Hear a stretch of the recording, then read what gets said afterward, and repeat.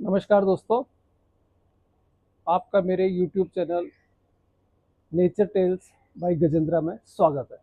आज हम बात करेंगे एक ऐसे पौधे के बारे में जो अपनी भीनी भीनी खुशबू के लिए बहुत जाना जाता है। ये खूबसूरत पौधा, खूबसूरत फूल और फूलों की महक के लिए जाना जाता है।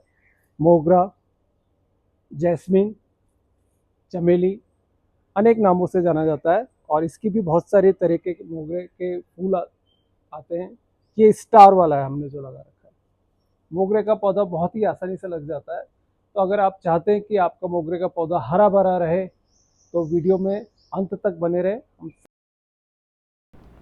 मोगरा को गर्म और नम मौसम बहुत पसंद है और इसमें ये बहुत अच्छा फलता फूलता है, खासकर भारत के अधिकांश हिस्सों में। इसके फूल पूजा में, गजरे में और इत्र बनाने में इस्तेमाल होते हैं। भारत के अधिकांश घरों में जहाँ पर भी पूजा पाठ होता है, इसके फूलों को हम अपने इष्ट देव को भी अर्पित करते हैं।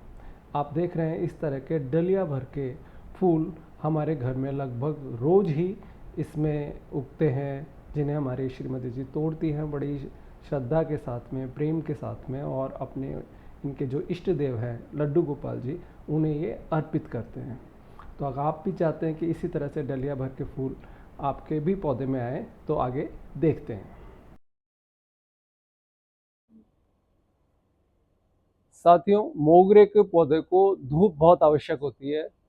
ये जो पौधा होता है ये हमारा मार्च से लेकर के सितंबर तक फ्लावरिंग देता है, यानी कि गर्मियों के मौसम में इसकी फ्लावरिंग होती है।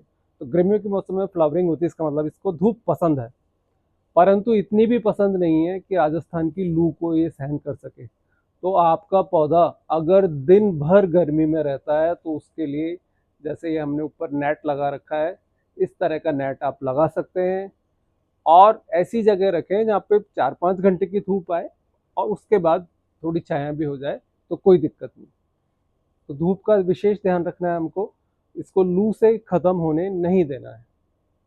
के महीने में जो प्रूनिंग करते हैं, हमको डीप प्रूनिंग नहीं करनी है, परंतु इस तरह की कोई लंबी ब्रांच है तो उसको ज़रूर आप पीछे से काट सकते हैं।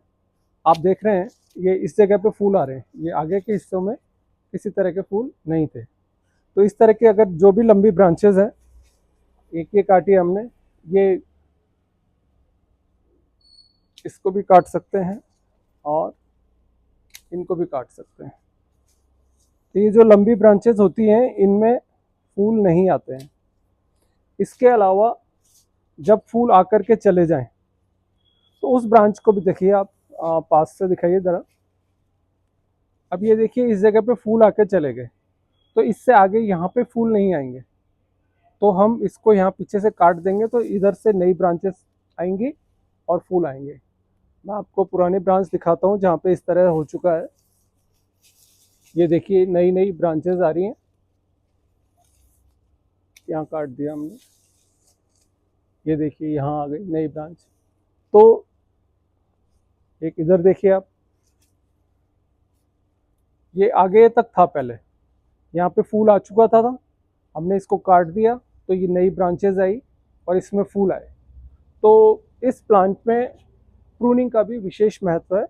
अगर हम प्रूनिंग सही जगह पे करेंगे तो हमारे पौधों में फूल ज़्यादा आएंगे। साथियों, प्रूनिंग हम ऊपर टहनियों की तो कर ही देते हैं, परंतु इनकी जड़ों में भी अगर हम गुड़ाई करते हैं इसके पौधे की तो उससे दो काम होते हैं। एक तो हमारी जो मिट्टी होती है ये थोड़ी सी पोसरी बनती है, यानी कि थोड़ी नरम हो जाती है ताकि पानी इसमें आराम से जा पाता है। दूसरा काम ये होता है कि इसकी जो ऊपर की जड़ें होती हैं वो भी थोड़ी ख़त्म हो जाती हैं। देखिए हम यहाँ देख रहे हैं कि बहुत सारे पत्ते आके गिरे हुए हैं, तो इन पत्तों को हमें मिट्टी में नहीं मिलाना है। ये विशेष ध्यान रखना है हमको कि पत्तों की कंपोस्टिंग खाद बनाने के लिए आप अलग से करें। आप सोचें कि इस पौधे की मिट्टी में इन पत्तों को मिला दें तो वो एक गलत तरीका है। और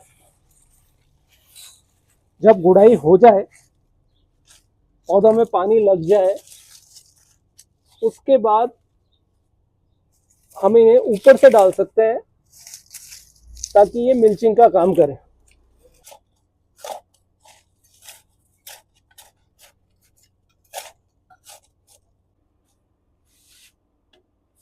जब भी हमें खाद देनी हो तो इस तरह से पौधे के चारों ओर गड्ढा करके खाद हमें नीचे ही देनी है, तो उससे एक तो खाद नीचे तक जा पाती है, दूसरा फायदा ये होता है कि हमारे पौधों की गुड़ाई भी हो जाती है और जो एक्स्ट्रा जड़ें होती हैं, जड़ों का जो जाल बना हुआ होता है वो भी हट जाता है।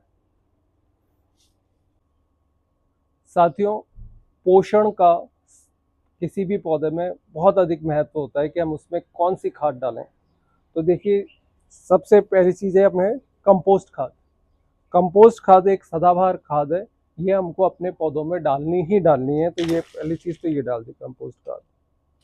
दूसरी चीज़ लेंगे हम, ये आप देख रहे हैं बनाना पील यानी केले के छिलके। इन केले के छिलके की खाद कैसे बनाते हैं इसका एक अलग से वीडियो डाल रखा है हमने। आप चाहें तो ऊपर आई बटन पे क्लिक करके देख सकते हैं और नीचे डिस्क्रिप्शन बॉक्स में भी उसका वर्णन है। तो केले के छिलके की खाद हमने इन्हीं छिलकों को धूप में सुखा करके पाउडर के रूप में बना रखा है। इसमें देखिए पोटेशियम होता है, कैल्शियम होता है, नाइट्रोजन होता है। तो ये सब पौधों के लिए बहुत ही आवश्यक होता है। और फ्लावरिंग जो हमारे प्लांट्स होते हैं उनकी तो ये केले के छिलके जान होती है। तो हमको इतना सा, अगर हमारा एक गमला है तो एक मुट्ठी भर 2 चम्मच मान लें आप, इतना सा केले की खाद भी लेनी है, केले के छिलके की खाद। अगर आपके पास पत्तियों की खाद हो, देखिए जो लीव होती है ये लीव कंपोस्ट है। लीव कंपोस्ट भी हमारे जो पौधा होता है उसकी जो मिट्टी होती है उसको भुरभुरा बनाने में बहुत मदद करती है। तो हम ये लीव कंपोस्ट भी इसमें ले सकते हैं। अब आपने देखा होगा कि जड़ों में भी कई बार कीड़े लग जाते हैं। तो जड़ों में कीड़े ना लगें उसके लिए जो चीज़ है, तो जड़ों के अंदर जो फर्टिलाइजर का काम भी करे और जो जड़ों के लिए पेस्टिसाइड का भी काम करे, तो ये होती है नीम खली। नीम खली भी हम इसमें ज़रूर डालें। अगर आपका एक 12 इंच का गमला है तो उसमें एक मुट्ठी पर्याप्त है। हमारा क्योंकि ज़मीन में लगा हुआ है इसलिए हम इसमें थोड़ी सी ज़्यादा मात्रा में ले रहे हैं। और एक ये जो सफ़ेद फूलों के प्लांट होते हैं, जो सफ़ेद फूलों के प्लांट्स होते हैं उनमें कैल्शियम के लिए हम चूना भी डाल सकते हैं, चौक भी डाल सकते हैं। परंतु आप सोचें केवल चूना चौक से ही हो जाएगा काम, तो नहीं होगा। तो ये एक एडिशनल चीज़ है, ये हम इसमें डाल सकते हैं। और एक और चीज़ आप डाल सकते हैं, अभी मेरे पास नहीं है, वो है bone meal powder. Bone meal powder ज़बरदस्त खाद है। अगर आप इसको ला सकते हैं, डाल सकते हैं, तो इससे बहुत अच्छा फ़ायदा होता है। तो साथियों, ये हमारा खाद का मिक्सचर बनके तैयार है। हमको देखना है हमारी मिट्टी भी तैयार है कि नहीं। देखिए, कल हमने इसको खोदा था, चारों तरफ से हमने थोड़ा गड्ढा बना दिया। तो इस तरह से देखिए जो जड़ों का जंजाल था वो भी खत्म हो गया इसका, और इसकी जड़ों को थोड़ा सा सूखने का अवसर भी मिला। इसको वाटर स्ट्रेसिंग भी कहते हैं। तो अगर पौधा बहुत ज़्यादा पानी से आपका परेशान हो रहा है, गीला रहता है हमेशा, तो उसको एक दिन का वाटर स्ट्रेस देना चाहिए। वाटर स्ट्रेस देने से उस पौधे में ग्रोथ आती है। अब इसको एक दिन की धूप लग गई तो इसमें अगर कोई छोटे मोटे कीटाणु थे तो वो भी समाप्त हो गए, और अब हमने इसमें नीम खली और दूसरे फर्टिलाइजर्स मिला दिए हैं, तो अब ये इस पे बहुत अच्छा काम करेंगे और बहुत अच्छे फूल आएंगे। तो इसको डाल देना है हमको। ये मोगरे में भी डाल दिया हमने, साथ में एक दो प्लांट्स और लग रहे हैं उनमें भी डाल दिया हमने, गुलाब में भी डाल दिया, अशोक में भी डाल दिया। तो ये हमारे मोगरे के साथ साथ दूसरे पेड़ों का भी काम हो गया। इसको डाल करके बूर देना है अपने को, मिट्टी से ढक देना है, और फिर हमको देना है इसमें पानी। ये इस प्रकार से मिट्टी से ढक दें आप। तो साथियों, ये तो हमने जड़ों की बात कर ली कि भाई जड़ों में कीड़े ना लगें, जड़ों को पोषण मिल जाए। और अब ऊपर पत्तियों में कोई कीड़ा ना लगे उसके लिए क्या करें? पत्तियों में कीड़ा ना लगे उसके लिए कोई भी आपके पास घर में स्प्रे हो इस तरह का, उस वो लें। इस तरह के जो डिटर्जेंट होते हैं जो कि लेमन बेस्ड होते हैं, 2 बूंद उसकी डालें। ये जो नीम का तेल होता है, नीम ऑयल होता है, 2 बूंद उसकी डालें और इसमें स्प्रे कर दें। इस तरह से थोड़ा सा हमको लेना है। ये लगभग 2-4 बूंद हमने ले लिया। ऐसे ही हमने ये ले लिया।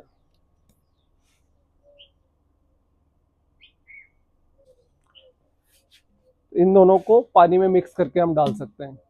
अब डालना किस दिन है, क्या हमारे पौधों में कीड़ा लग जाए तभी डालें या वैसे ही डाल सकते हैं? तो साथियों, हमको कीड़े लगने की वेट नहीं करनी है, क्योंकि कीड़े धीरे धीरे लगते हैं, हमको दिखते नहीं है, और जब वो विकराल रूप ले लेते हैं तब हमको दिखाई देते हैं। तो आप कोई एक डेट डिसाइड कर लें कि आपको महीने में 2 बार डालना है। तो सपोज 2nd और 4th सैटरडे को डाल सकते हो आप, आपके जिस दिन भी छुट्टी हो तब डाल सकते हो। पर डालना कब है? डालें आप इसको, कोशिश करें शाम को डालने की या फिर सुबह जल्दी, यानी जब धूप हो रखी हो, दोपहर हो रखी हो, उस समय हमको पेस्टिसाइड का उपयोग नहीं करना है, क्योंकि उससे पौधों को बहुत दिक्कत होती है, वो मुरझा जाते हैं। तो हमको पेस्टिसाइड कभी भी स्प्रे करना हो तो सुबह जल्दी या फिर शाम को करना है। ये जो हम डाल रहे हैं इसमें कीटनाशक, ये देखिए पेड़ों पत्तियों के नीचे भी होते हैं कई बार, तो जो पत्तियां हमारी पहुंच में हैं उनके नीचे की तरफ भी डालें तो ज़्यादा अच्छा होगा।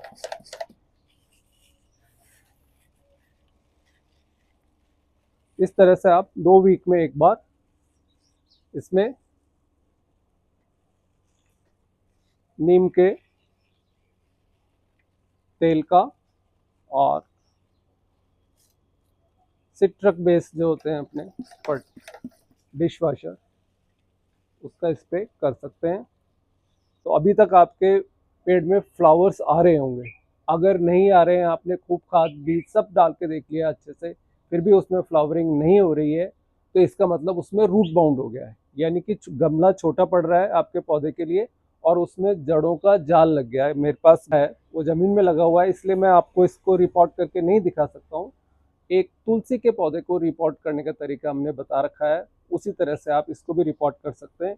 रिपोर्ट करने का मंत्र सिर्फ इतना सा है कि जो उसकी मेन रूट्स होती हैं उसको डिस्टर्ब किए बिना आपको साइड की चारों तरफ की और नीचे की थोड़ी सी रूट काट करके वापस से उसको दूसरे गमले में लगाना होता है।